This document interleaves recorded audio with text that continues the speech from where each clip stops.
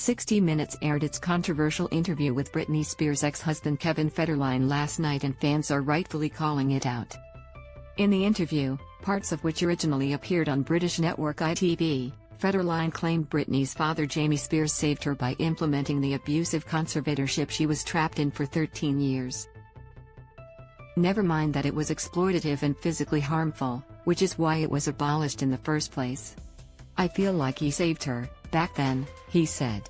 After the earlier British interview, Britney called K-Fed out on Instagram. In the new interview, Federline accused Britney of attacks against him and their sons, and insisted any time he's dragged her name through the mud has been an act of self-defense. Britney's son Jaden was also in the interview. Shockingly, he defended Jamie and the conservatorship, too. "I know everybody blames him for the conservatorship. It was a father caring for his daughter," he said. "Maybe the conservatorship took a little too long. That is why people developed a hatred for him." The interview was controversial not just because of the way it demonized Britney's custody issues with her kids, but because it involved her underage son and neglected to mention why she lost custody of her kids in 2019. It conveniently left out that Britney's children had a domestic violence restraining order against Jamie Spears in 2019 after he allegedly assaulted her eldest son Sean Preston. That's why they moved in with Kevin Federline. 60 Minutes social media has been bombarded with tweets and comments from angry fans calling it out for airing the interview, which one fan described as a disgusting, one-sided perspective of a much more complicated story.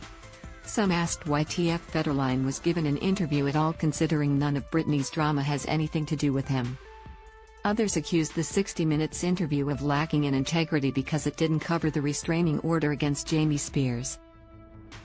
Weird thing not to mention in an interview that paints Britney as a bad mom who attacks her kids and Jamie as a concerned father.